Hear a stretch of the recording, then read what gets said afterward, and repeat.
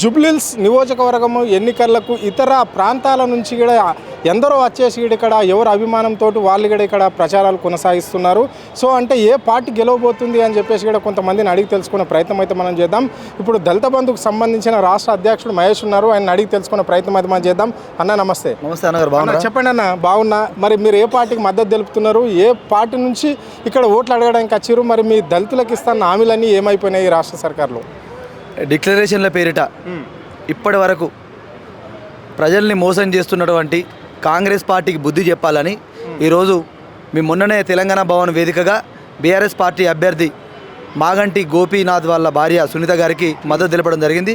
అందులో భాగంగానే ఈరోజు ఆమె తరపున ఈరోజు రాష్ట్ర కమిటీ మొత్తం ఇక్కడ ఈ షేక్పేట డివిజన్లో కానీ ఉన్నటువంటి మిగతా డివిజన్లో మేము ప్రచారం చేయడానికి జరిగింది. సో మరి ఎట్లా ఉంది స్పందన, ఏమనుకుంటున్నారు? ఒరావరిగా ఓ పార్టీని తలపించి ఇంకో పార్టీ కూడా ప్రచారాలు కొనసాగిస్తున్నాయి. ఇక్కడ ప్రధానంగా కాంగ్రెస్, బీఆర్ఎస్, బీజేపీ పార్టీ కాకుండా ఇక్కడ నిరుద్యోగులు కూడా పోటీ చేయడం అనేది జరిగింది. వాళ్ళది కూడా జోరుగా ప్రచారం జరుగుతున్నది. ఎక్కడైతే నిరుద్యోగులు పోతారో వాళ్ళ మీద కొంతమంది మీద కేసులు కూడా పెడుతున్నారు, వాళ్ళను తరిమి కొడుతున్నారు. అంటే ప్రధాన పార్టీలకు సంబంధించిన నాయకులు తరిమి కొడుతున్నారు అని చెప్పేసి ప్రజలు అంటున్నారు. అందులో మరి మీరు మద్దతు చేసే పార్టీ కూడా ఉందా? ఇక్కడ కేవలం ఇక్కడ మొత్తం జరిగేది ఏంటంటే కాంగ్రెస్ పార్టీ ఒక అభద్రతా భావంలోకి వెళ్ళిపోయింది. ఇచ్చిన 6 గ్యారెంటీల మీద అందరూ నిలదీస్తున్నారు. ఎక్కడ ఏం చెప్పుకోవాలో కూడా అర్థం లేదు.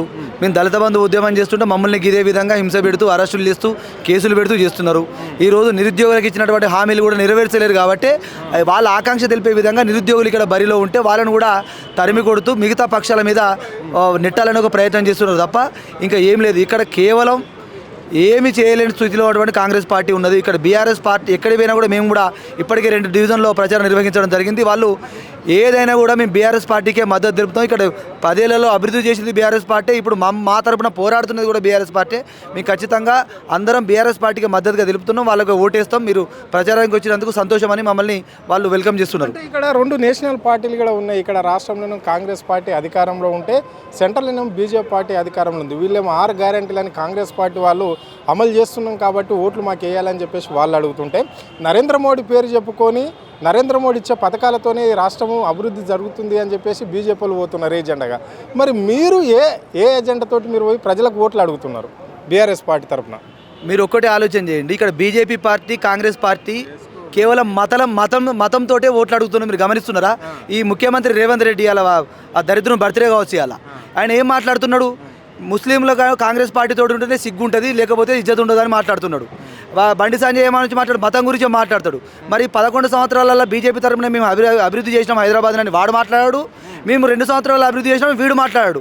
కేవలం హిందువుల ముస్లింల మతాలను రెచ్చగొట్టి ఓట్లు పొందాలనే తప్ప ఇక్కడ ఎక్కడ కూడా ప్రజల మీద ప్రేమ లేదు.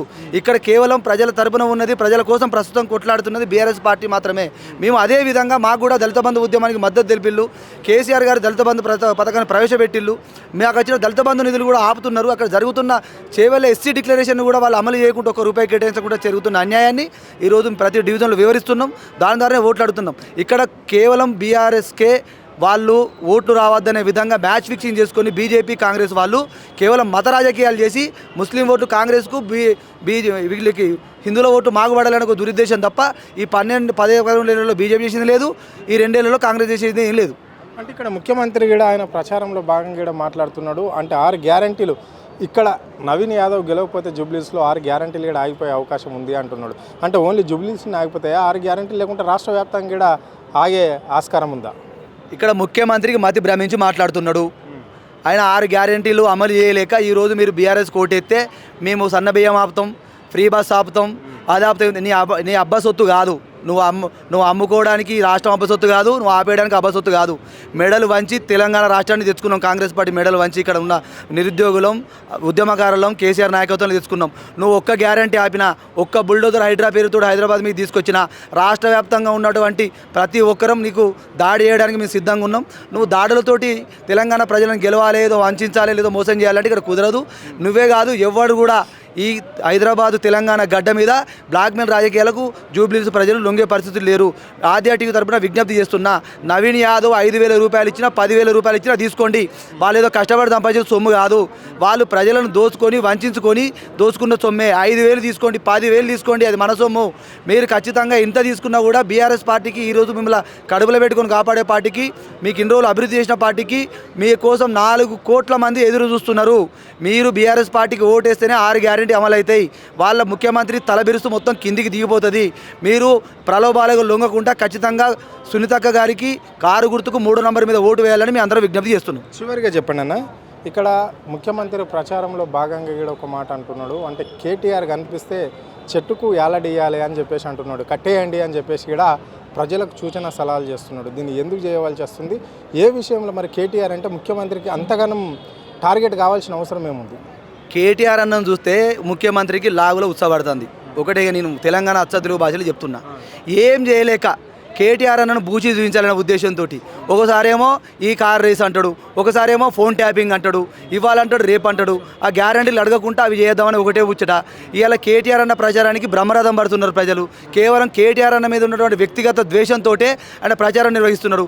ఎందుకే కేటీఆర్ మీద అంత నీకు దురుసు, ఎందుకు అంత నీకు అంత అభద్రతాము? హైదరాబాద్ను ప్రపంచంలోనే నెంబర్ 1 ఏంటిది రాష్ట్రంగా చేసినందుక, ఐటీ మినిస్టర్గా ఉండి కంపెనీలు తీసుకొచ్చినందుక, 5 లక్షల ఉద్యోగాలను 50 లక్షల ఉద్యోగాలు చేసినటువంటి దానికా నీకు మున్సిపల్ మంత్రిగా ఇక్కడ ఉండి ఫ్లైఓవర్ నిర్మించినందుక, క్లీన్ సిటీగా ఉంచినందుక, దేశంలోనే నెంబర్ 1గా హైదరాబాదు ప్రాంతాన్ని వెలుగొందించేందుకు నీకు పెరుగుతుంది. నువ్వేం చేస్తున్నావు? ఇక్కడ 2 సంవత్సరాల కానీ చేసింది ఏం లేదు. తప్పుదో పట్టించుకుంటా ప్రజలను బ్లాక్మెయిల్ చేసుకుంటా, మీ మంత్రిమండలిని బ్లాక్మెయిల్ చేసుకుంటా నువ్వు ఫస్ట్ ఈ జూబ్లీహిల్స్ తోడిపోతే నీ ముఖ్యమంత్రి పదవి ఎక్కడ పోతుందనే భద్రతోటి ఇలా రామన్న గురించి మాట్లాడుతున్నావు. నువ్వు రామన్న గురించి మాట్లాడితే దయ్యాలు వేదాలు వలిచేటది. నేను బరాబర్ చెప్తున్నా, కేసీఆర్ గారి గురించి, కేటీఆర్ గారి గురించి, కేసీఆర్ కుటుంబం గురించి మాట్లాడితే నువ్వు వాళ్ళని కాదు, ఏడాది కాదు, తెలంగాణ ప్రజలు నేను ఎల్లకెల్లగా ఏడాది తీసి నీ బట్టలు మొత్తం ఊడడానికి రాబోయే రోజులు సిద్ధంగా ఉన్నారు. రాసి పెట్టుకో.